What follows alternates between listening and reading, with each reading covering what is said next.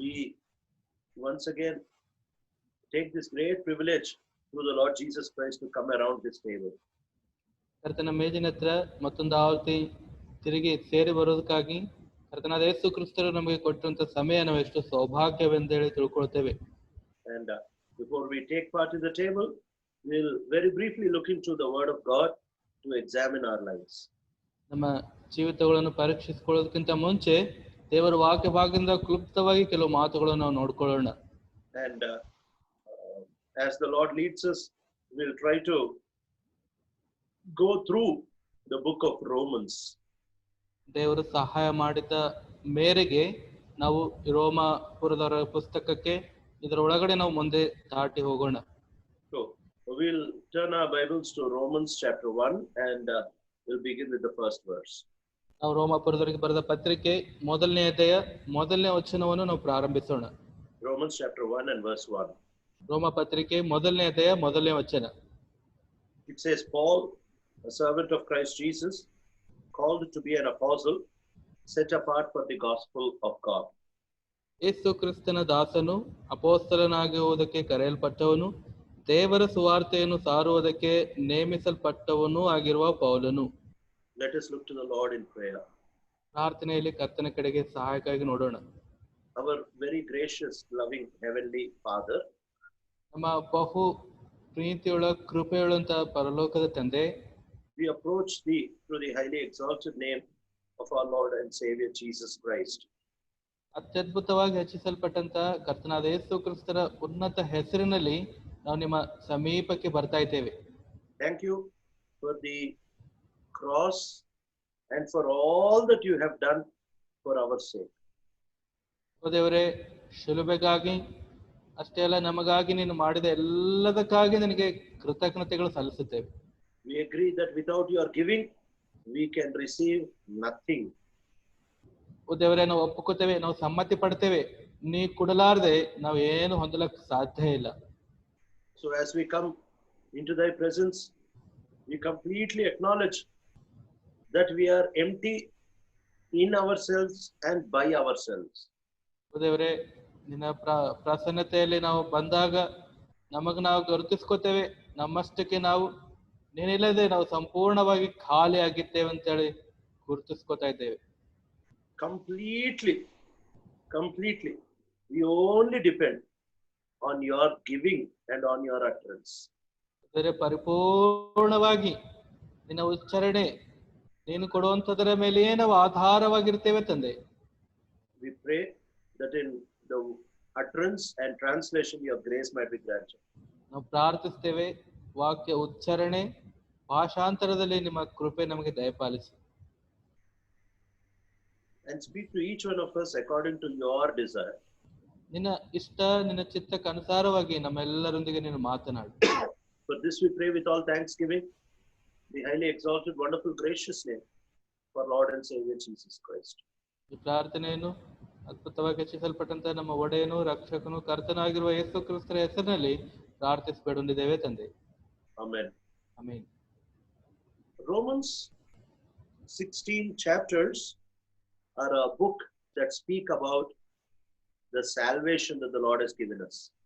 ರೋಮ ಪತ್ರಿಕೆಯ 16 ಅಧ್ಯಾಯಗಳು ಕರ್ತನು ನಮಗೆ ಕೊಟ್ಟಿರುವಂತ ರಕ್ಷಣೆಯ ಕುರಿತು ಮಾತಾಡುವಂತವುಗಳಾಗಿವೆ.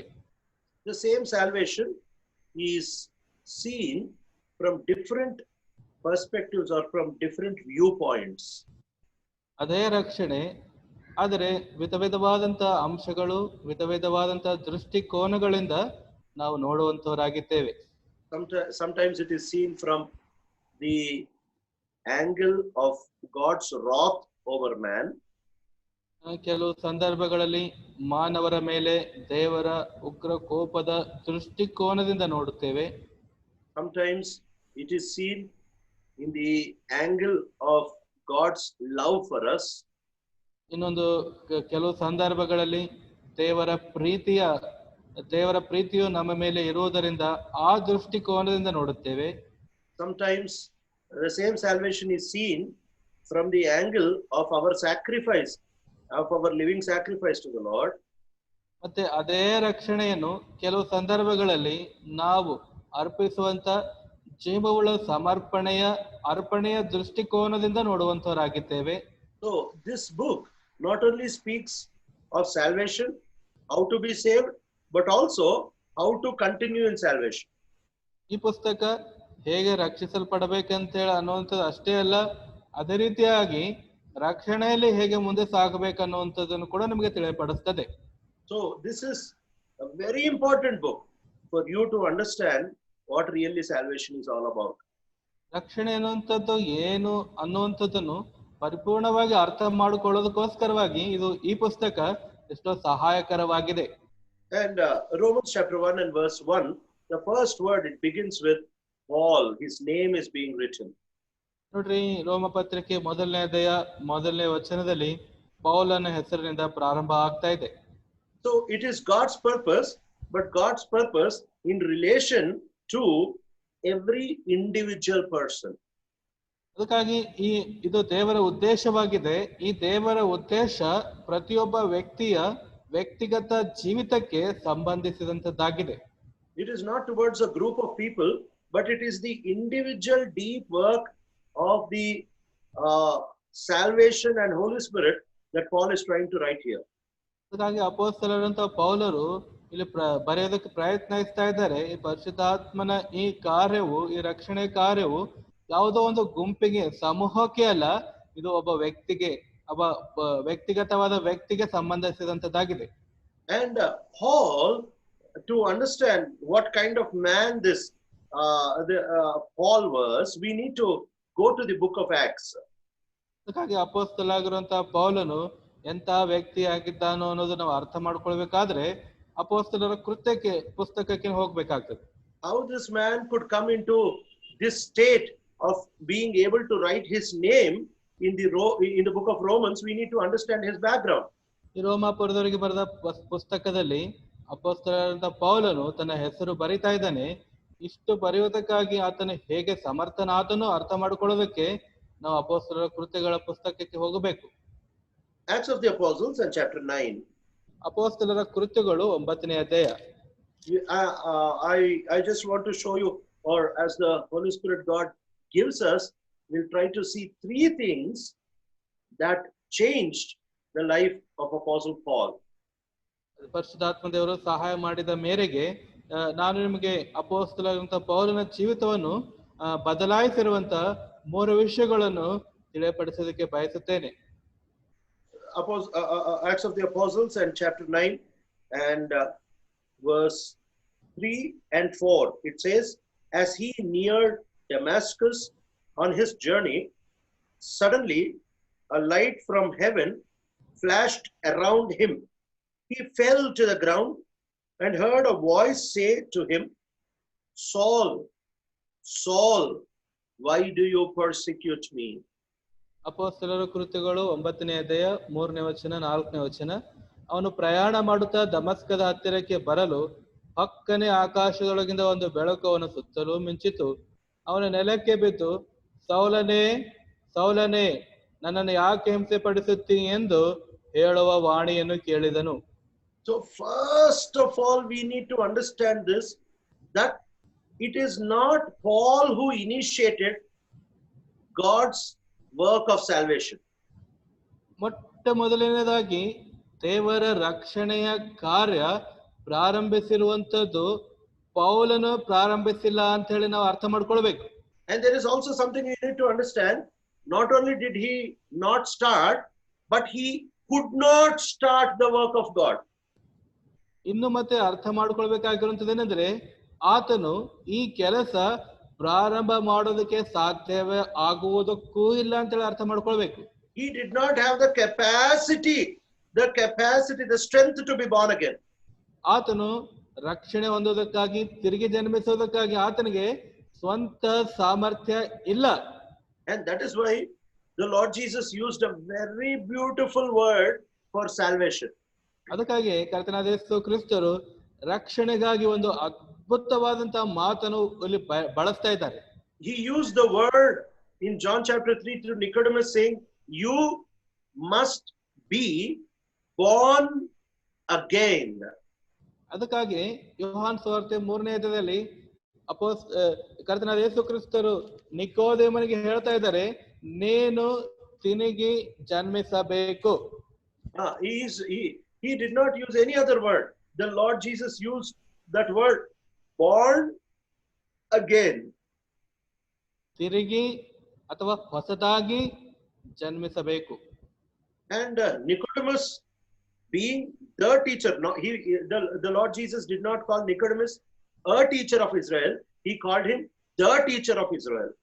ಮತ್ತೆ ಆತನಿಗೆ ಬೋಧಕನು ಅಂತ ಹೇಳಿಲ್ಲ, ಯೇಸು ಕ್ರಿಸ್ತರು ಸಂಬೋಧಿಸ್ತಾ ಇಲ್ಲ, ಆತನು ಇಸ್ರಾಯೇಲರಿಗೆ ನೀನು ಬೋಧಕನು ಆಗಿದ್ದೀಯಲ್ಲ ಅಂತ ಹೇಳ್ತಾ ಇದ್ದಾರೆ. That means he was the main teacher, the most important teacher, the most knowledgeable teacher for the whole of Israel. ಇದರ ಅರ್ಥ ಏನಂತಂದ್ರೆ, ಇಸ್ರಾಯೇಲರೆಲ್ಲರಿಗೂ ಆತನು ಸಾಮಾನ್ಯವಾದಂತ ಬೋಧಕನಲ್ಲ, ಅತಿ ಪ್ರಾಮುಖ್ಯವಾದಂತ ಬೋಧಕನಾಗಿದ್ದೇನು ಅಂತ ಹೇಳಿ ಯೇಸು ಸ್ವಾಮಿ ಹೇಳ್ತಾ ಇದ್ದಾರೆ. In other words, the Lord Jesus was telling, nobody, almost nobody in Israel in his time knew the word of God like Nicodemus knew the word of God. ಇದರ ಅರ್ಥ ಏನಂತಂದ್ರೆ, ನಿಕೋದೇಮನ ಕಾಲದಲ್ಲಿ, ಅಂದ್ರೆ ನಿಕೋದೇಮನ ಜೀವಿಸ್ತಿರುವಂತಹ ಆ ದಿನಗಳಲ್ಲಿ ನಿಕೋದೇಮನಿಗೆ ಹೊಂದಿರುವಂತ ರೀತಿಯ ಜ್ಞಾನ, ದೇವರ ವಾಕ್ಯದ ಧರ್ಮಶಾಸ್ತ್ರದ ಜ್ಞಾನ ಮತ್ತೊಬ್ಬರಿಗೆ ಇಲ್ಲ ಅಂತ ಹೇಳಿದ್ರೆ ಅರ್ಥ ಆಗಿದೆ. And the Lord says, you teacher of Israel, don't you understand these things? That means, though being the most knowledgeable in the word of God, he did not understand what born again is. ಇದರ ಅರ್ಥ ಏನಂದ್ರೆ, ಇಸ್ರಾಯೇಲರಿಗೆ ಹಿರಿಯ ಬೋಧಕನಾಗಿರುವಂತ ನೀನು, ಅಂದ್ರೆ ಇಂಥ ದೊಡ್ಡ ಬೋಧಕನಾಗಿದ್ದರೂ ಕೂಡ ರಕ್ಷಣೆಯ ವಿಷಯಗಳು ಆತನಿಗೆ ತಿಳಿಯದೆ ಅರಿಯದೆ ಇದ್ದವು ಅಂತ ಹೇಳಿ ನೋಡ್ತೇವೆ. When the Lord Jesus was talking about basic truth about born again, he was telling, how can I go into my mother's womb and be born again? ಕರ್ತನಾದ ಯೇಸು ಕ್ರಿಸ್ತರು ರಕ್ಷಣೆಯ ಬುನಾದಿಯ ಮಾತು ಆತನಿಗೆ ತಿಳಿಸ್ತಾ ಇರುವಾಗ, ನೀನು ತಿರುಗಿ ಜನ್ಮಿಸ್ಬೇಕಂತ ಹೇಳಿ ಹೇಳ್ತಾ ಇದ್ರೆ, ಮತ್ತೆ ತಿರುಗಿ ತಾಯಿ ಗರ್ಭದಲ್ಲಿ ಸೇರಿ ನಾನು ಹೇಗೆ ಜನ್ಮಿಸ್ಲಿಕ್ಕೆ ಸಾಧ್ಯ ಅಂತ ಆತ ಕೇಳ್ತಾ ಇದ್ದಾನೆ. So you and I need to understand that with our strength, if Nicodemus could not understand what is born again, you and I with our strength, we can never understand. With our strength, we can never understand what it is to be born again. ನಿಕೋದೇಮನೆ ರಕ್ಷಣೆ ಹೊಂದುವುದು, ರಕ್ಷಣೆ ಕುರಿತಾದ ವಿಷಯಗಳು ಅರ್ಥ ಮಾಡಿಕೊಳ್ಳದೆ ಇದ್ದಾಗ, ನಾನು ನೀನು ಯಾರು ಕೂಡ ಸ್ವಂತ ಸಾಮರ್ಥ್ಯದಿಂದ ರಕ್ಷಣೆ ಹೊಂದೋದು ಅಂತಂದ್ರೆ, ತಿರುಗಿ ಜನ್ಮ ಹೊಂದೋದು ಅಂದ್ರೆ ನಮಗೆ ಅರ್ಥ ಆಗ್ಲಿಕ್ಕೆ ಸಾಧ್ಯ. So it is not with our strength that we are born again, it is because of his strength that we are born again. ನಮ್ಮ ಸಾಮರ್ಥ್ಯದಿಂದ, ನಮ್ಮ ಸ್ವಂತ ಶಕ್ತಿಯಿಂದ ನಾವು ತಿರುಗಿ ಜನ್ಮಿಸಲಿಲ್ಲ, ಆದ್ರೆ ಕರ್ತನ ಸಾಮರ್ಥ್ಯ, ಕರ್ತನ ಶಕ್ತಿಯಿಂದ ನಾವು ತಿರುಗಿ ಜನ್ಮಿಸಿದಂತವರಾಗಿದ್ದೇವೆ. So this is the first thing we need to understand. ಈ ವಿಷಯ ನಾವು ಅರ್ಥ ಮಾಡ್ಕೊಳ್ಬೇಕಾಗಿರುವಂತಹ ಪ್ರಥಮ ವಿಷಯವಾಗಿದೆ. Paul did not do anything to be born again. He did not call God, he did not choose God. ಪೌಲನು ರಕ್ಷಣೆ ಹೊಂದೋದಕ್ಕಾಗಿ ಏನು ಮಾಡ್ಲಿಲ್ಲ, ರಕ್ಷಣೆ ಹೊಂದೋದಕ್ಕಾಗಿ ದೇವರಿಗೆ ಆತ ಕರೆಯಲಿಲ್ಲ, ರಕ್ಷಣೆ ಹೊಂದೋದಕ್ಕೋಸ್ಕರವಾಗಿ ದೇವರನ್ನು ಆತನು ಆರಿಸಿಕೊಳ್ಳಲು ಇಲ್ಲ. And that is why he very clearly writes, it is the gift of God, it is the grace of God, we have been given salvation. ಅದಕ್ಕಾಗಿ ಅವರು ಸ್ಪಷ್ಟವಾಗಿ ಹೇಳ್ತಾ ಇದ್ದಾರೆ, ಇದು ದೇವರ ವರ, ಇದು ದೇವರ ಕೃಪೆ, ದೇವರ ಅನುಗ್ರಹವೇ ನಮಗೆ ರಕ್ಷಣೆ ಕೊಡಲ್ಪಟ್ಟದ್ದು ಅಂತ ಹೇಳ್ತಾ ಇದ್ದಾರೆ. And the meaning of that word born again means, ನೋಡ್ರಿ, ತಿರುಗಿ ಜನ್ಮಿಸುವುದು. ತಿರುಗಿ ಜನ್ಮಿಸುವುದರ ಅರ್ಥ ಏನಂದ್ರೆ, what is the Lord Jesus, why did the Lord Jesus Christ use that word born again? He could have used the word repentance or salvation, but why did he use the word born again? ಯೇಸು ಕ್ರಿಸ್ತರು ಪಶ್ಚಾತ್ತಾಪ ಪಡ್ರಿ ಅಥವಾ ರಕ್ಷಣೆ ಹೊಂದ್ರಿ ಅನ್ನುವಂತ ವಿಷಯ ಮಾತು ಉಪಯೋಗಿಸಬಹುದಾಗಿತ್ತು, ಆದ್ರೆ ತಿರುಗಿ ಜನ್ಮ ಹೊಂದುವಂತ ಈ ಮಾತು, ಈ ಶಬ್ದ ಯಾಕೆ ಉಪಯೋಗಿಸ್ತಾ ಇದ್ದಾರೆ ಅಂದ್ರೆ, it is because he wanted to tell Nicodemus, like how you had no control over your birth, like how you did not have strength to be born, you did not have that mind that I should be born. In the same way, born again also happens.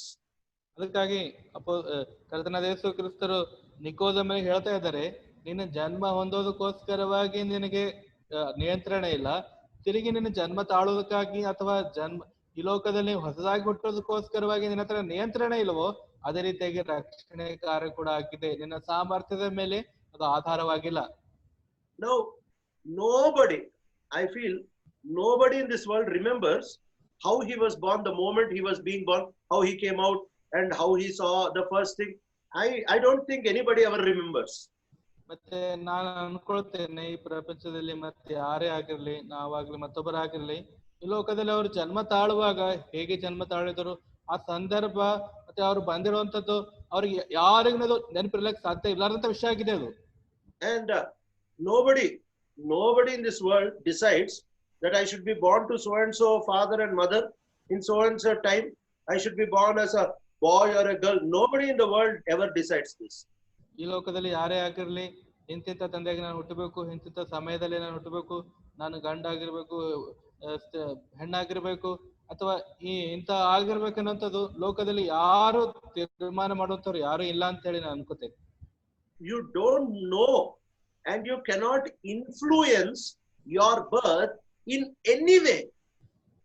ನೀನು ಜನ್ಮ ತಾಳುವಂಥದ್ದು, ನಿನ್ನ ಜನ್ಮ ತಾಳುವುದರ ಮೇಲೆ ಪ್ರಭಾವ ಹಾಕುವಂಥದ್ದು ನಿನಗೆ ಸಾಮರ್ಥ್ಯ ಇಲ್ಲವೇ ಇಲ್ಲ. ಅದು you have no capacity to influence your birth in any way. ಯಾವುದೇ ವಿಧಾನದಲ್ಲಿ ನೀನು ಜನ್ಮ ತಾಳೋದಕ್ಕೋಸ್ಕರವಾಗಿ ನೀನು ಪ್ರಭಾವ ಬೀರೋದಕ್ಕಾಗಿ ನಿನ್ನ ಹತ್ರ ಸಾಮರ್ಥ್ಯ ಇಲ್ಲವೇ ಇಲ್ಲ. And that is why the Lord Jesus is using that word born again. Even when you are born again, it is not because of you, but it is because of him. ಅದಕ್ಕಾಗಿ ಕರ್ತನಾದ ಯೇಸು ಕ್ರಿಸ್ತರು ಆ ಶಬ್ದ ಉಪಯೋಗಿಸ್ತಾ ಇದ್ದಾರೆ, ತಿರುಗಿ ಜನ್ಮ ಹೊಂದುವಂಥದ್ದು.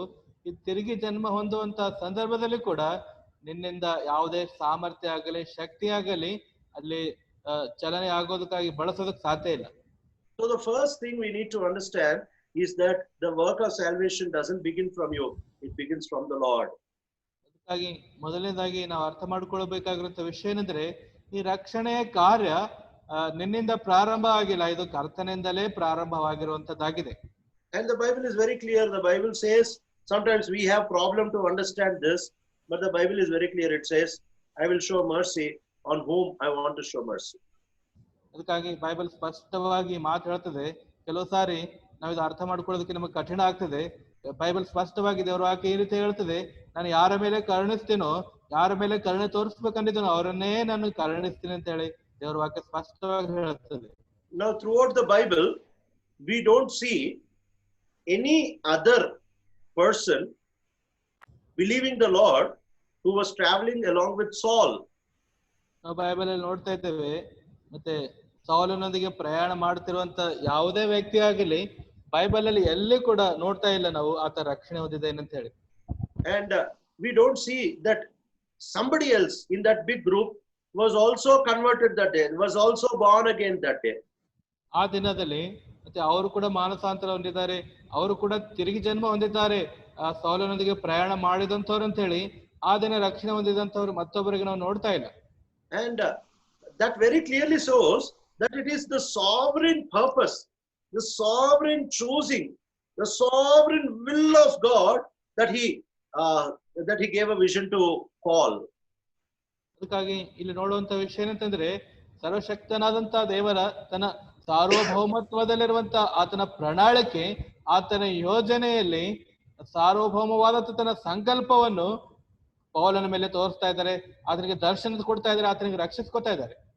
So the first thing is, salvation is not from us. Salvation is for us, but it is not from us. ಅದಕ್ಕಾಗಿ ಮೊದಲನೇ ವಿಷಯ ನಾವು ತಿಳ್ಕೊಳ್ಬೇಕಾಗಿದ್ದು, ರಕ್ಷಣೆ ನಮ್ಮಿಂದ ಅಲ್ಲ, ರಕ್ಷಣೆ ನಮಗಾಗಿ ಇದೆ. It is not invented or it is not manufactured or it is not even improved by man. It is all the doing of the Lord Jesus Christ. ಇದು ಮನುಷ್ಯನಿಂದ ಕಂಡು ಹಿಡಿದಿರುವಂತದ್ದು, ಮನುಷ್ಯನು ಸಿದ್ಧ ಮಾಡಿರುವಂತದ್ದು, ಮನುಷ್ಯನಿಂದ ರುಜುಪಡಿಸಿರುವಂತದ್ದು ರಕ್ಷಣೆ ಅಲ್ಲ. ಈ ರಕ್ಷಣೆ ಅಂದ್ರೆ ಎಲ್ಲವೂ ದೇವರಿಂದ ಆಗ ನಿರ್ಮಿಸಲ್ಪಟ್ಟಂತದ್ದು, ದೇವರಿಂದ ಸಿದ್ಧ ಮಾಡಲ್ಪಟ್ಟಂತದ್ದೇ ಆಗಿದೆ. So this is something we first need to accept. This is something we first need to accept and understand this very clearly, that it is from God and not from us. ಮೊಟ್ಟ ಮೊದಲನೇದಾಗಿ ನಾವು ಅರ್ಥ ಮಾಡ್ಕೊಳ್ಬೇಕು, ತಿಳ್ಕೊಳ್ಬೇಕಾಗಿದೆ ಏನಂತಂದ್ರೆ ರಕ್ಷಣೆ ಅನ್ನುವಂಥದ್ದು ದೇವರಿಂದ ನಮಗೆ ಬಂದಿದೆ. ರಕ್ಷಣೆ ಅನ್ನುವಂಥದ್ದು ದೇವರ ಕಾರ್ಯವೇ ನಮ್ಮ ಪಕ್ಷದಲ್ಲಿ ಆಗಿದೆ. And the second thing we need to understand is, ಎರಡನೇ ವಿಷಯ ನಾವು ಅರ್ಥ ಮಾಡ್ಕೊಳ್ಬೇಕಾಗಿದೆ ಏನೆಂದರೆ, Acts of the Apostles in chapter 9. ಅಪೊಸ್ತಲರ ಕೃತ್ಯಗಳು 9ನೇ ಅಧ್ಯಾಯ. When God met him, the first thing that God did in his life is he made him fall to the ground. ಮೊಟ್ಟ ಮೊದಲನೇದಾಗಿ ಕರ್ತನು ಆತನಿಗೆ ಭೇಟಿಯಾದಾಗ, ಕರ್ತನು ತನ್ನ ದರ್ಶನ ಆತನಿಗೆ ಕೊಟ್ಟಾಗ ಆತನು ನೆಲಕ್ಕೆ ಬೀಳುವಂತೆ ಮಾಡಿದಾನೆ. The Lord gave him so much light. The Lord gave him so much brilliance that he had to fall to the ground. ಕರ್ತನು ಆತನಿಗೆ ಎಷ್ಟೊಂದಾಗಿ ಬೆಳಕು ಕೊಟ್ಟನಂದ್ರೆ, ಎಷ್ಟೊಂದಾಗಿ ಆತನಿಗೆ ಚಾಣಾಕ್ಷತನ ಕೊಟ್ಟದನಂದ್ರೆ, ಜ್ಞಾನ ಕೊಟ್ಟನಂದ್ರೆ ಆತನು ಸೌಲನು ನೆಲಕ್ಕೆ ಬೀಳಬೇಕಾಯ್ತು. So the second part of salvation is, salvation will make you feel, will make you know, it will convict you that you have no good in yourself and you only need to fall. ಎರಡನೇ ವಿಷಯ, ರಕ್ಷಣೆ ಏನಾಗಿದೆ, ರಕ್ಷಣೆ ನಮಗೆ ಏನ್ ತಿಳಿಸ್ತದೆ ಅಂದ್ರೆ, ರಕ್ಷಣೆ ನಮಗೆ ನಾವು ಏನು ಭಾವಿಸಿಕೊಳ್ಳುವಂತೆ ಮಾಡ್ತದಂದ್ರೆ, ರಕ್ಷಣೆ ನಮಗೆ ಏನು ತಿಳಿಯಪಡಿಸ್ತದಂತಂದ್ರೆ, ನಮ್ಮ ಹತ್ರ ಯಾವುದೇ ಒಳ್ಳೆತನ ಇಲ್ಲ, ನಾವು ಸಂಪೂರ್ಣವಾಗಿ ಖಾಲಿ ಆದಂತವ್ರು ಅಂತ ಹೇಳಿ ತಿಳ್ಕೊಂಡು ನಾವು ಬೀಳುವಂತೆ ನಮಗೆ ಮಾಡುವಂತ ರಕ್ಷಣೆ. If anybody in the whole world would have asked Saul, why are you persecuting Christians? Then his answer would have been, ನೋಡ್ರಿ, ಪ್ರಪಂಚದಲ್ಲಿ ಯಾರಾದರೂ ಸೌಲನಿಗೆ ಕೇಳಿ, ಸೌಲನಿಗೆ ಯಾಕೆ ಕ್ರೈಸ್ತರಿಗೆಲ್ಲ ಹಿಂಸಿಸ್ತಾ ಐತಿ ಅಂತೇಳಿ ಒಂದ್ ವೇಳೆ ಪ್ರಶ್ನಿಸಿದಾಗ ಆತನ ಉತ್ತರ ಹೀಗಿರ್ತಿತ್ತು. he would have argued, he would have said, what I am doing is right, I am doing it for God, I am righteous, those fellows are not righteous, that's why I am killing them.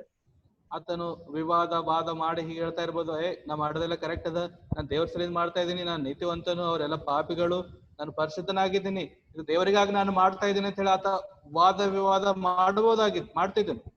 He would have definitely with all his strength justified himself and said, what I am doing is 100% biblical, righteous, there is no wrong in what I am doing. ಆತನು ತನ್ನ ಪರಿಪೂರ್ಣ ಶಕ್ತಿಯಿಂದ ತನ್ನನ್ನು ತಾನು ಏನ್ ಮಾಡ್ಕೊಳ್ತಾನೆ ಅಂದ್ರೆ, ಸಂಪೂರ್ಣವಾಗಿ ನಾನು ಮಾಡೋದೆಲ್ಲ ಕರೆಕ್ಟ್ ಇದೆ, ನಾನು ಮಾಡೋದಂಥದ್ದೆಲ್ಲ ನಿಜವು, ಅದು ಬೈಬಲ್ ವಾಕ್ಯಕ್ಕನುಸಾರವಾದಂಥದ್ದು, ದೇವರಿಗೆ ಸಂಬಂಧಪಟ್ಟಂಥದ್ದು, ನಾನು ಮಾಡೋದೆಲ್ಲ ಸರಿಯಾಗಿದೆ ಅಂತ ಹೇಳಿ ತನಗ್ ತಾನು ಆತನು ಸಮರ್ಥಿಸ್ಕೊಳ್ತಾ ಇದ್ದರು.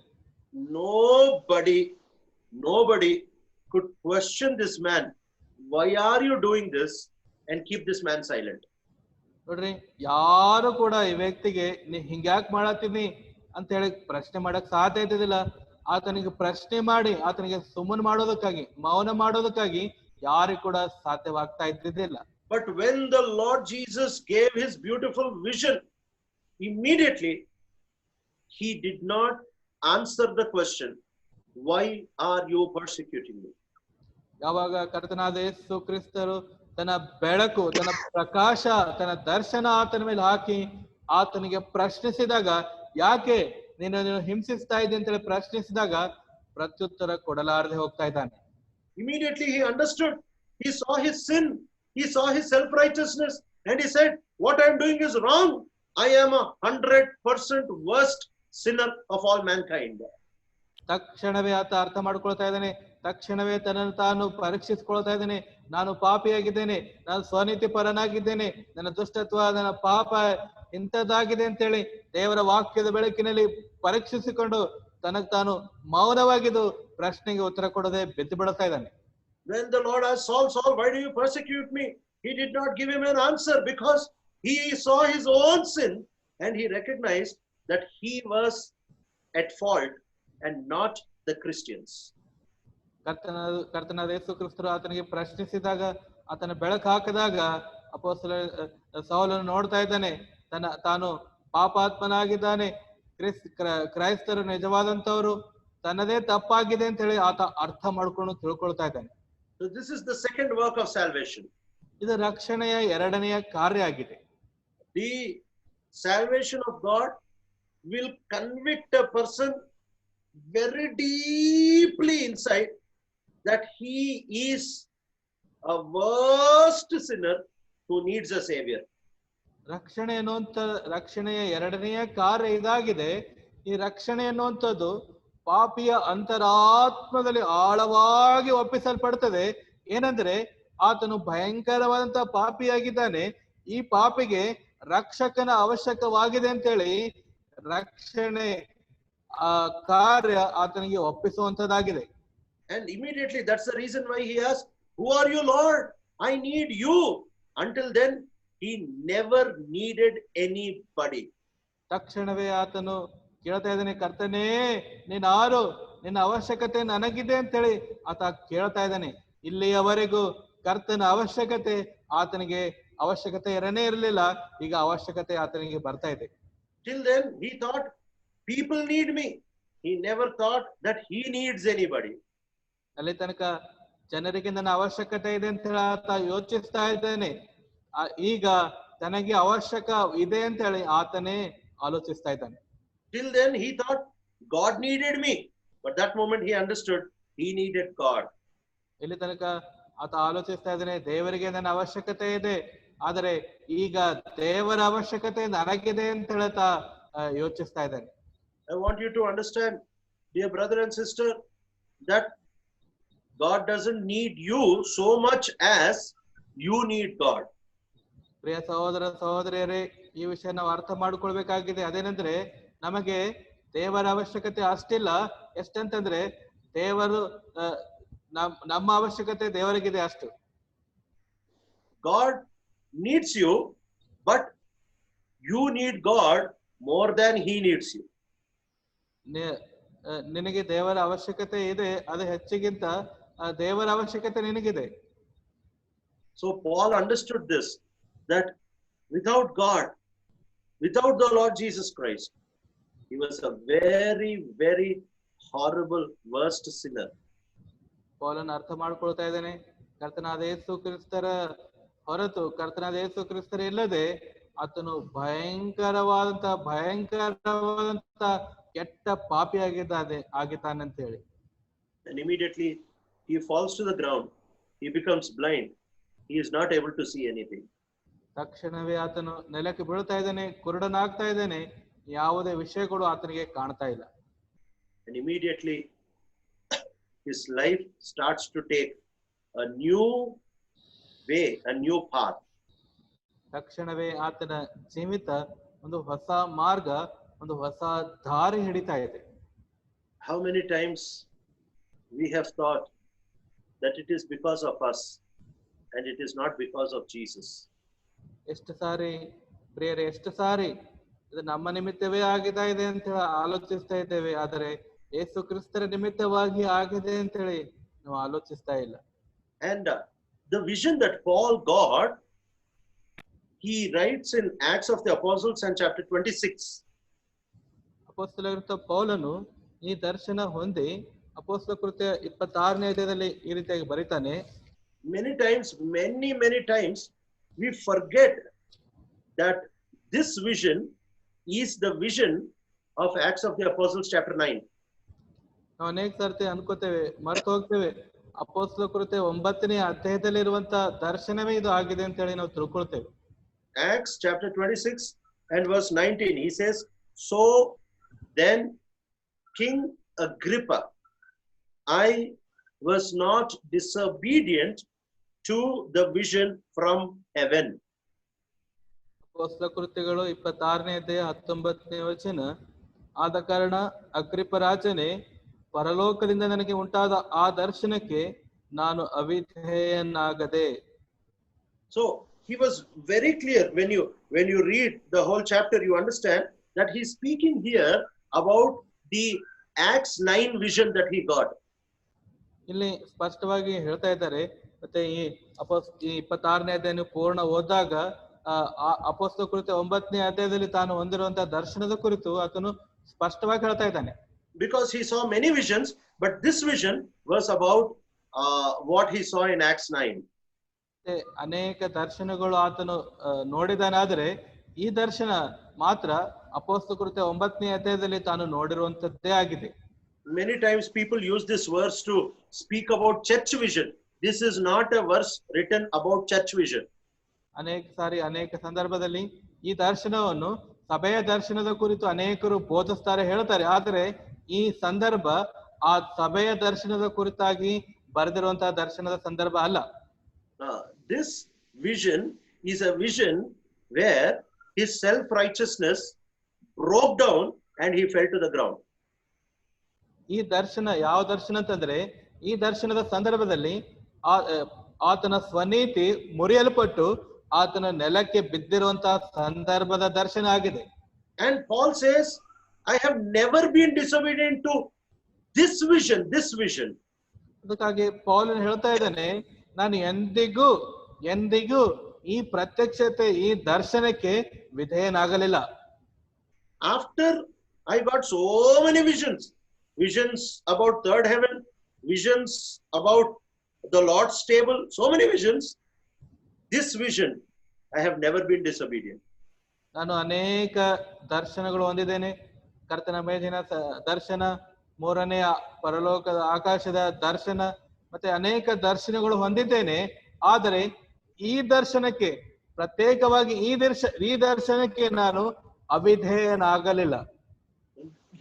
And this is not church vision. This is not spiritual growth. This is not a vision given about ministry also. ಇದು ಸಭೆಯ ದರ್ಶನ ಅಥವಾ ಇದು ಬೆಳವಣಿಗೆ ಆಗುವಂತ ಆತ್ಮಿಕ ವೃದ್ಧಿ ಆಗುವಂತ ದರ್ಶನ ಅಥವಾ ಇದು ಬೇರೆ ದರ್ಶನ ಅಲ್ಲೇ ಅಲ್ಲ. This was a vision that was given to Paul when he was not even born again. In his unconverted state, he got this vision. ಆದರೆ ಈ ದರ್ಶನ ಎಂತಹ ಸಂದರ್ಭದಲ್ಲಿ ಅಂದರೆ ಆತನೇನು ರಕ್ಷಣೆ ಹೊಂದಿದ್ದಿಲ್ಲ, ಆತನೇನು ಮಾನಸಾಂತರ ಪಡಲಾರದಂತ ಸಂದರ್ಭದಲ್ಲಿ ತಾನು ಹೊಂದಿರುವಂತಹ ದರ್ಶನ ಇದು ಆಗಿದೆ. So this vision is talking about not spiritual growth, because this man was not even yet born again. It is not talking about ministry because he was not yet called for ministry. ಈ ದರ್ಶನ ಮತ್ತೆ ಆತ್ಮಿಕವಾದಂತ ಬೆಳವಣಿಗೆ ಕುರಿತಾಗಿರುವಂತ ದರ್ಶನ ಇಲ್ಲ. ಯಾಕಂದ್ರೆ ಆತನು ಅಲ್ಲಿ ಇನ್ನು ರಕ್ಷಣೆ ಹೊಂದಿದ್ದಿಲ್ಲ, ತಿರುಗಿ ಜನ್ಮಿಸಿದ್ದಿಲ್ಲ. ಇದು ಸೇವೆಯ ಸಂಬಂಧವಾದಂತ ದರ್ಶನ ಕೂಡ ಅಲ್ಲ. ಯಾಕಂದ್ರೆ ಆತನು ಇನ್ನು ತಿರುಗಿ ಜನ್ಮಿಸಿದ್ದಿಲ್ಲ, ಸೇವೆ ಆತನ ಅಲ್ಲಿವರೆಗೂ ಆತ ಪ್ರಾರಂಭನೇ ಮಾಡಿದ್ದಿಲ್ಲ. So this vision is a vision where self-righteousness, all forms of self-righteousness, completely fell down to the ground and became blind. ಈ ದರ್ಶನ ಎಂತದಂದ್ರೆ ಇಲ್ಲಿ ಸಂಪೂರ್ಣವಾಗಿ ಎಲ್ಲ ಸ್ವನೀತಿ ಅನ್ನುವಂಥದ್ದು ಪರಿಪೂರ್ಣವಾಗಿ ಮುರಿಯಲ್ಪಟ್ಟು ನೆಲಕ್ಕೆ ಬಿದ್ದಿರುವಂತಹ ದರ್ಶನ ಆಗಿದೆ. And he says, till now, Agrippa, till now, I've never been disobedient to that vision. That is, never have I allowed self-righteousness to again stand in my life. ಹಾಗಾಗಿ ಅಗ್ರಿಪ್ಪನಿಗೆ ಹೇಳ್ತಾ ಇದ್ದಾನೆ, ಇಲ್ಲಿಯವರೆಗೂ ಆ ದರ್ಶನ, ಆ ಹೊಂದಿರುವಂತಹ ದರ್ಶನಕ್ಕೆ ನಾನು ಅವಿಧೇಯನಾಗಿಲ್ಲ. ಇಲ್ಲಿಯವರೆಗೂ ನನ್ನ ಸ್ವನೀತಿ ಅನ್ನುವಂಥದ್ದು ಮಧ್ಯದಲ್ಲಿ ಬಂದು ನನಗೆ ಅಡ್ಡಿಪಡಿಸಿಲ್ಲ, ಅಭ್ಯಂತರ ಪಡಿಸಿಲ್ಲ. ಆ ದರ್ಶನಕ್ಕೆ ನಾನು ಇಲ್ಲಿವರೆಗೂ ಅವಿಧೇಯನಾಗಲಿಲ್ಲ ಅಂತ ಹೇಳಿ ಹೇಳ್ತಾ ಇದ್ದಾರೆ. So first of all, the work of salvation begins from God and not from us. ಮೊಟ್ಟ ಮೊದಲನೇದಾಗಿ ರಕ್ಷಣೆಯ ಕಾರ್ಯ ದೇವರಿಂದ ಪ್ರಾರಂಭ ಆಗ್ತದೆ ಹೊರತು ನಮ್ಮಿಂದ ಪ್ರಾರಂಭ ಆಗೋದಿಲ್ಲ. And secondly, this work of salvation works so powerful in your life that it will convince you, throw you down and make you blind to self-righteousness. ಈ ರಕ್ಷಣೆ ಕಾರ್ಯ ಎರಡನೇದಾಗಿ ಎಷ್ಟು ಬಲವಾಗಿ ನಿನ್ನಲ್ಲಿ ಒಪ್ಪಿಸಲ್ಪಡ್ತದೆ, ಎಷ್ಟು ಬಲವಾಗಿ ನಿನಗೆ ಒಳಗಡೆ ಹೋಗ್ತದೆ ಅಂದರೆ ನಿನಗೆ ಕೆಳಗಡೆ ಬೀಳಿಸ್ತದೆ. ನಿನ್ನ ಸ್ವನೀತಿಯನ್ನು ಮುರಿದು ನಿನಗೆ ಸಂಪೂರ್ಣವಾಗಿ ಕುರುಡಾಗಿ ಮಾಡ್ತದೆ ಸ್ವನೀತಿಗಾಗಿ. The work of salvation will throw your self-righteousness to the ground. ಆ ರಕ್ಷಣೆ ಕಾರ್ಯ ನಿನಗೆ ಏನ್ ಮಾಡ್ತದೆ, ಸಂಪೂರ್ಣವಾಗಿ ನಿನಗೆ ನೆಲದ ಮೇಲೆ ಬಿಸಾಡ್ ಬಿಡುತ್ತದೆ, ನಿನಗೆ ಕೆಳಗೆ ಬೀಳಿಸ್ತದೆ. The work of salvation will make you blind to the self-righteousness of your heart. ನಿನ್ನ ಹೃದಯದ ಸ್ವನೀತಿಗೆ ಆ ರಕ್ಷಣೆ ಕಾರ್ಯ ಏನ್ ಮಾಡ್ತದೆ? ಸಂಪೂರ್ಣವಾಗಿ ಕುರುಡಾಗಿ ಮಾಡ್ತದೆ. The work of salvation will completely break all forms of self-righteousness in your life. ದೇವರ ರಕ್ಷಣೆ ಕಾರ್ಯ ನಿನ್ನ ಜೀವಿತದಲ್ಲಿರುವಂತ ಎಲ್ಲ ಸಂಪೂರ್ಣವಾದಂತಹ ಸ್ವನೀತಿಯ ಕಾರ್ಯಕ್ಕೆ, ಸ್ವನೀತಿಯ ವಿಷಯಗಳನ್ನು ಪರಿಪೂರ್ಣವಾಗಿ ಮುರಿದು ಹಾಕ್ತದೆ. If you hear anybody telling, I was good and then I was saved, I became better, he was never saved. ನೋಡ್ರಿ, ಯಾರಾದ್ರೂ ಹೇಳೋದು ನೀವು ಹಿಂಗ್ ಕೇಳಿದ್ರಿ ಅಂದ್ರೆ, ನಾ ಚಲೋ ಇದ್ದೆ, ನಾ ಅದೇ ಒಳ್ಳೆಯವನಾಗಿದ್ದೆ, ನಾ ರಕ್ಷಣೆ ಹೊಂದಿ ಬಹಳ ಉತ್ತಮನಾಗಿದ್ದೇನೆ ಅಂತ ಹೇಳಿ ಒಂದ್ ಹೇಳೋದು ಕೇಳಿದ್ರೆ ಅವ ರಕ್ಷಣೆ ಹೊಂದಿಲ್ಲ ಅಂತ ಹೇಳಿ ತಿಳ್ಕೊರಿ. Salvation, if it is genuine, it will break all forms of self-righteousness in your life. ಒಂದಳೆ ಯಥಾರ್ಥವಾದಂತ ರಕ್ಷಣೆ, ನಿಜವಾದಂತ ರಕ್ಷಣೆ ನೀನು ಹೊಂದಿದ್ದೇ ಆದರೆ ನಿನ್ನಲ್ಲಿರುವಂತ ಎಲ್ಲಾ ಸ್ವನೀತಿಯನ್ನು ಅದು ಮುರಿದಾಕ್ತದೆ. And I also want to tell you that the joy of salvation is very deeply connected to the breaking of self-righteousness. ನೋಡ್ರಿ, ರಕ್ಷಣೆಯ ಆನಂದ ಅನ್ನುವಂಥದ್ದು ಎಷ್ಟು ಆಳವಾಗಿ ಸಂಪರ್ಕ ಹೊಂದಿರ್ತದೆ ಅಂದ್ರೆ, ನಿನ್ನಲ್ಲಿರುವಂತ ಎಲ್ಲ ಸ್ವನೀತಿಯನ್ನು ರಕ್ಷಣೆಯ ಆನಂದ ಮುರಿದು ಬಿಡುತ್ತದೆ. Today, if you are lacking the joy of salvation, you know what is the primary reason? It is because instead of taking joy in salvation, you are taking joy in self-righteousness. ಇದನ್ನ ರಕ್ಷಣೆಯ ಆನಂದ ನೀನು ಪರಿಪೂರ್ಣ ಆನಂದಿಸ್ತಾ ಇಲ್ಲ ಅಂದ್ರೆ ಇದ್ರ ಅರ್ಥ ಗೊತ್ತಾ? ಇದನ್ನ ನಾನು ಏನ್ ಮಾಡ್ತಾ ಇದ್ದೀನಿ ನೆನ್ಪಿಟ್ಕೋ. ಇದಕ್ಕೆ ಸರಿಯಾದ ಗುರುತೇನಂದ್ರೆ, ರಕ್ಷಣೆಯ ಆನಂದದಲ್ಲಿ ನೀನು ಆನಂದಿಸದೆ ನಿನ್ನ ಸ್ವನೀತಿಯ ಮೇಲೆ ಆನಂದಿಸ್ತಾ ಇದೆಯಾ. ಅದಕ್ಕಾಗಿ ರಕ್ಷಣೆಯ ಆನಂದ ನಿನ್ನಲ್ಲಿ ಪರಿಪೂರ್ಣವಾಗಿಲ್ಲ. Self-righteousness is one of the biggest enemies for salvation, the joy of salvation, the completion of salvation. ಸ್ವನೀತಿ ಅನ್ನುವಂಥದ್ದು ರಕ್ಷಣೆಯ ಕಾರ್ಯಕ್ಕೆ, ರಕ್ಷಣೆಯ ಆನಂದಕ್ಕೆ, ಪರಿಪೂರ್ಣವಾದಂತ ರಕ್ಷಣೆಗೆ ಸ್ವನೀತಿ ಅನ್ನುವಂಥದ್ದು ಒಂದು ವಿರೋಧಿಯಾಗಿದೆ, ಶತ್ರುವಾಗಿದೆ, ವೈರಿಯಾಗಿದೆ. And the third response of salvation is, ರಕ್ಷಣೆಯ ಮೂರನೆಯ ಪ್ರತಿಸ್ಪಂದನೆ ಏನಂದ್ರೆ, everywhere in scripture you see this kind of response. ನೋಡ್ರಿ, ವಾಕ್ಯ ಭಾಗದಲ್ಲಿ ಎಲ್ಲಾ ಸ್ಥಳದಲ್ಲಿ ಈ ತರಹದ ಪ್ರತಿಸ್ಪಂದನೆ ಇರ್ತದೆ. You never see somebody after understanding salvation, okay, now I understood salvation, now I will pray, now you save me. ನೋಡ್ರಿ, ರಕ್ಷಣೆಯ ಕುರಿತು ನಾ ಅರ್ಥ ಮಾಡ್ಕೊಂಡಿನಿ, ಈಗ ರಕ್ಷಣೆಗಾಗಿ ಪ್ರಾರ್ಥಿಸ್ತೇನೆ, ಈಗ ನಂಗೆ ರಕ್ಷಿಸು ಅಂತ ಹೇಳಿ ಯಾರು ಎಲ್ಲಿ ಪ್ರಾರ್ಥಿಸಿಲ್ಲ. When they understood and their self-righteousness was broken, everybody asked, Lord, I don't know what to do, now what should I do?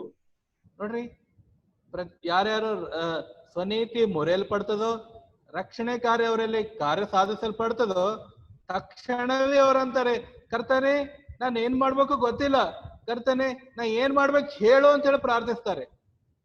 And we see this in the Acts of the Apostles. When Peter preached, they said, what shall we do to be saved? ಅದಕ್ಕಾಗಿ ನಾವು ಒಂದು ವಿಷಯ ನೋಡ್ತೇವೆ, ಈ ಅಪೊಸ್ತಲರ ಕೃತ್ಯಗಳಲ್ಲಿ ಪೇತ್ರನು ಪ್ರಸಂಗ ಮಾಡಿದ ತಕ್ಷಣ ಕೇಳಿದಂತ ಜನರೆಲ್ಲರೂ ರಕ್ಷಣೆ ಹೊಂದೋದಕ್ಕಾಗಿ ನಾವ್ ಏನ್ ಮಾಡ್ಬೇಕು ಅಂತ ಹೇಳಿ ಪ್ರತಿಸ್ಪಂದನೆ ಕೊಡ್ತಾ ಇದ್ದಾರೆ. The eunuch who was going to Ethiopia, he asked Philip, I don't understand what all this is talking about. I'm not understanding anything.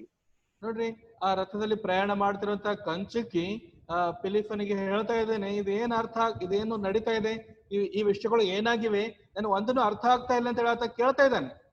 And even Apostle Paul, he also asked the same question in Acts of the Apostles chapter 22. In the same vision, he asked one more question. ನೋಡ್ರಿ, ಅದೇ ದರ್ಶನದಲ್ಲಿ ಅಪೊಸ್ತಲ ಕೃತ್ಯ 22ನೇ ಅಧ್ಯಾಯದಲ್ಲಿ ಕೂಡ ಅಪೊಸ್ತಲರಾದಂತಹ ಪೌಲರು ಕೂಡ ಅದೇ ದರ್ಶನದ ಸಂದರ್ಭದಲ್ಲಿ ಮತ್ತೊಂದು ಪ್ರಶ್ನೆ ಕೇಳ್ತಾ ಇದ್ದಾರೆ. He says, Lord, what should I do? ಆತ ಕೇಳ್ತಾ ಇದ್ದಾನೆ, ಕರ್ತನೆ ನಾನೇನು ಮಾಡಬೇಕು? He doesn't say, okay, now I understood that you are Jesus, I will go home, I will pray, and then you save me. ಈಗ ಯೇಸು ಕ್ರಿಸ್ತರು ಯಾರಂತ ಅರ್ಥ ಆಯ್ತು ನನಗೆ, ನಾನು ಮನೆಗೆ ಹೋಗ್ತೀನಿ, ಅಲ್ಲಿ ಹೋಗಿ ನಾ ಪ್ರಾರ್ಥಿಸ್ತೀನಿ, ಪ್ರಾರ್ಥನೆ ಮಾಡಿದ್ಮೇಲೆ ನಂಗೆ ರಕ್ಷಿಸು ಅಂತ ಹೇಳಿ ಆತ ಹೇಳ್ತಾ ಇಲ್ಲ. Many people think that by praying a sinner's prayer in the church after a preacher, they are born again. ಅನೇಕರು ಹಿಂಗ್ ತಿಳ್ಕೊಳ್ತಾರೆ, ಸಭೆಯಲ್ಲಿ ಬೋಧಕನು ಬೋಧಿಸಿದ ತಕ್ಷಣ ಆ ಪಾಪಿ ಪ್ರಾರ್ಥನೆ ಮಾಡಿದ್ರೆ ಆ ರಕ್ಷಣೆ ಹೊಂತಾನಾತ. It is not as much as in prayer, but it is in the helplessness of a sinner that he is born again. ನೋಡ್ರಿ, ಪಾಪಿಯ ಪ್ರಾರ್ಥನೆಯಲ್ಲಿ ಆತ ರಕ್ಷಣೆ ಹೊಂತ ಇಲ್ಲ, ಪಾಪಿ ತನ್ನ ನಿಸ್ಸಹಾಯಕ ಸ್ಥಿತಿಯಲ್ಲಿ, ತನ್ನ ಅಶಕ್ತ ಪರಿಸ್ಥಿತಿಯಲ್ಲಿ ಆತನು ರಕ್ಷಿಸಲ್ಪಡ್ತಾನೆ. Because when you come in a position, you're helpless and you just don't have even words to tell what you want, in that helplessness you will be saved.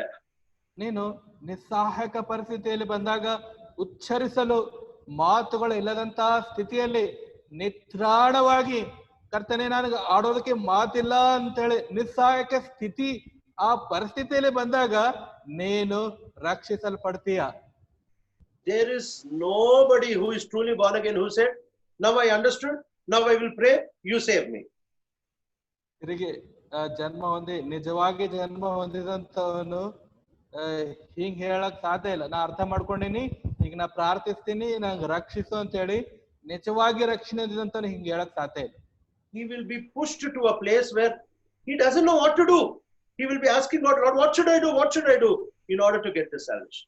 ನೋಡ್ರಿ, ಆತನ ಒಂದು ಸ್ಥಳಕ್ಕೆ ತಳಲ್ಪಡ್ತಾನೆ, ಒಂದು ಮೂಲೆಗೆ, ಒಂದು ಕೋಣೆಗೆ ಆತ ತಳಲ್ಪಡ್ತಾನೆ. ಯಾಕಂದ್ರೆ ಆತ ನಿಸ್ಸಹಾಯಕನಾಗ್ತಾನೆ. ಕರ್ತನೆ, ನಾ ರಕ್ಷಣೆ ಹೊಂದಲಿಕ್ಕೆ ಏನ್ ಮಾಡ್ಬೇಕು ಅಂತ ಹೇಳಿ ಆತ ನಿಸ್ಸಹಾಯಕನಾಗಿ ಕೇಳ್ತಾನೆ, ರಕ್ಷಿಸಲ್ಪಡ್ತಾನೆ.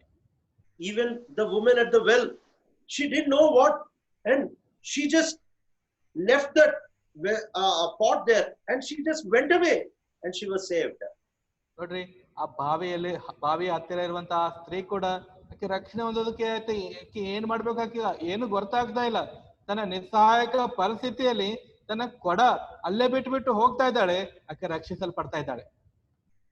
Because of these three things that genuinely happened in the life of Saul, he, as Paul, began to write to Romans.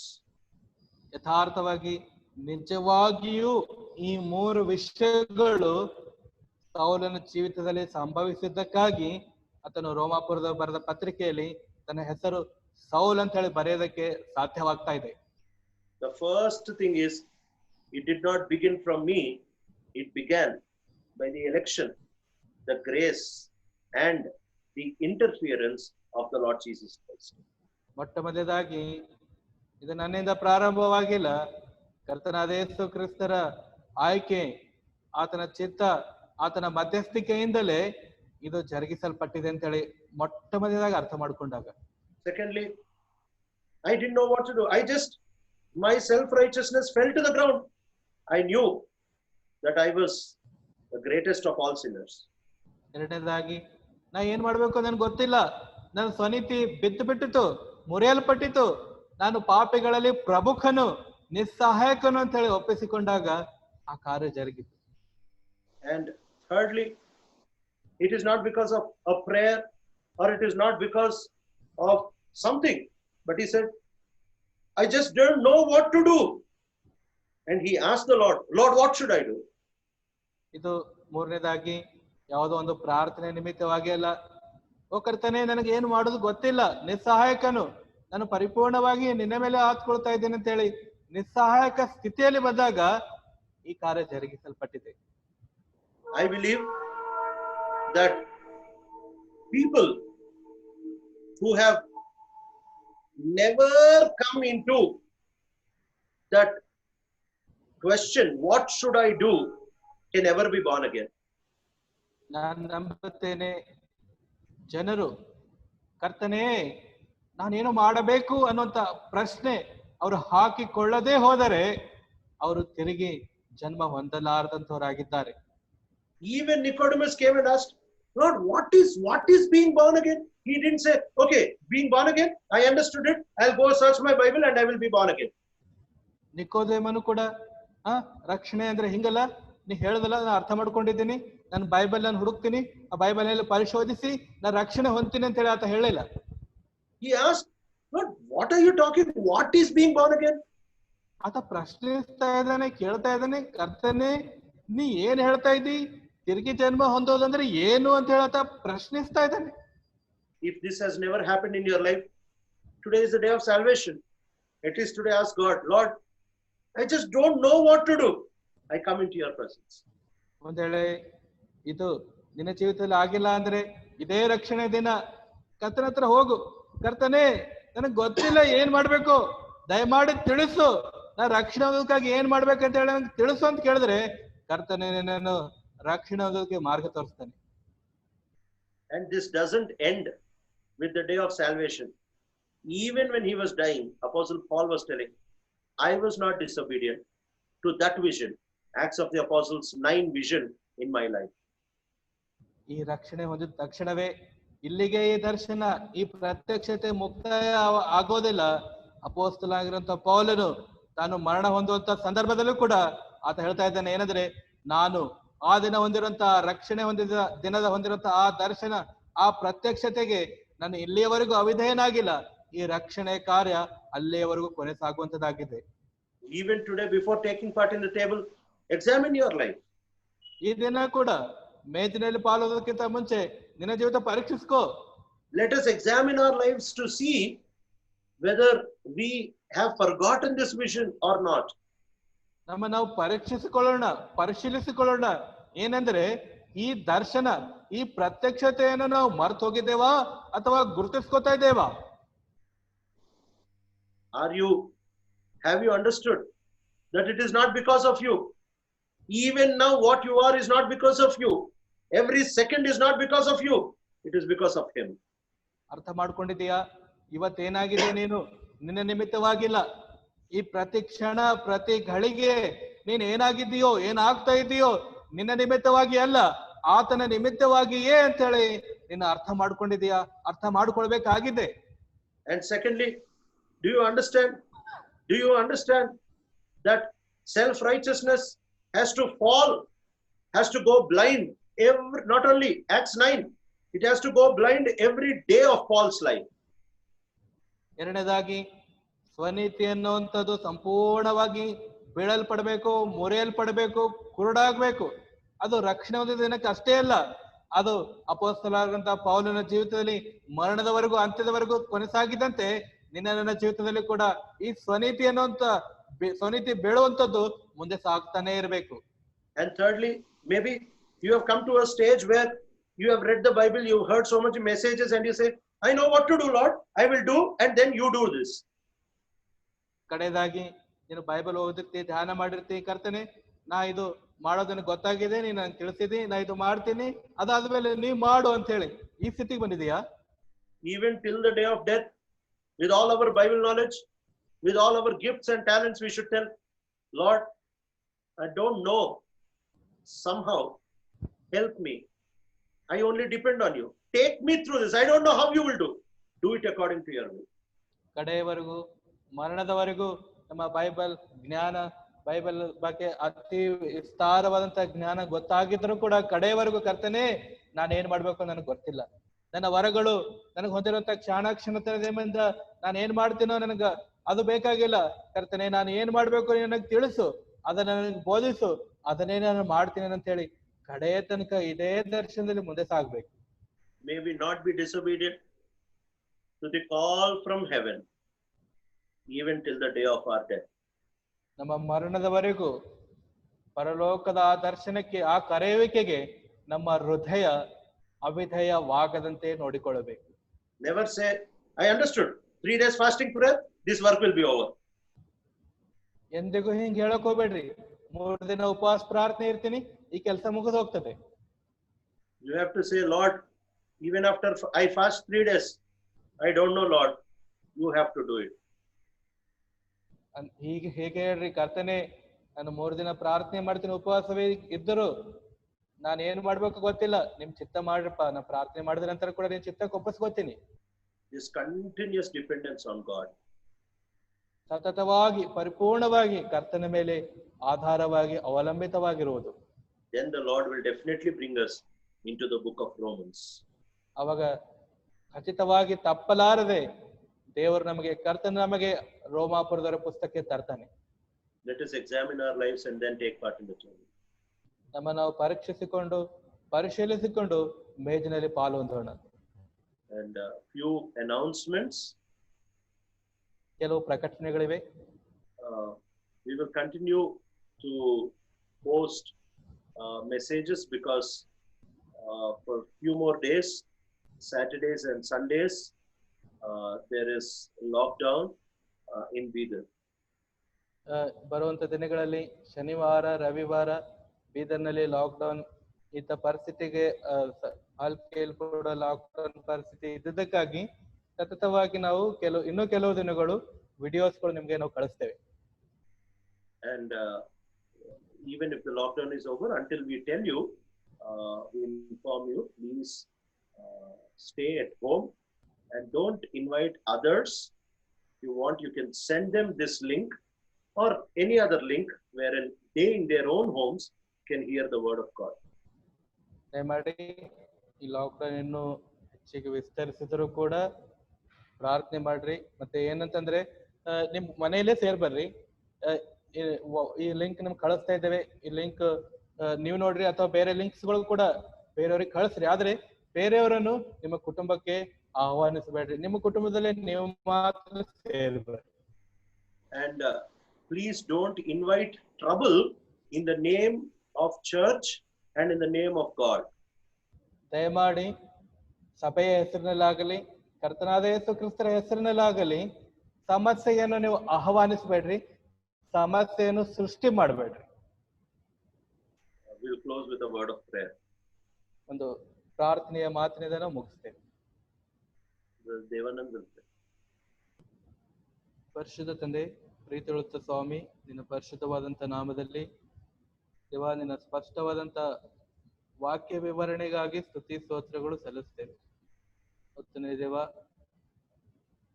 ರಾಜ, ನಮಗೋಸ್ಕರವಾಗಿ ನೀವು ಬಚ್ಚಿಟ್ಟಿರುವಂತ ಮಾತುಗಳನ್ನು ನೆನ್ಪು ಮಾಡ್ಕೊರಿ, ಅದರ ಪ್ರಕಾರ ಮುಂದಕ್ಕೆ ಸಾಗೋದಕ್ಕಾಗಿ ಸಹಾಯ ಮಾಡಿ. ಯೇಸು ಕ್ರಿಸ್ತರ ಹೆಸರಿನಲ್ಲಿ ಪ್ರಾರ್ಥಿಸಿಬೇಡಿದ್ದೇವೆ ತಂದೆ. Amen. Amen. Now may the grace of God the Father, the love of Jesus Christ, his precious Son, and the blessed Holy Spirit continue and abide with us both now and forevermore. Amen. Amen. Yes.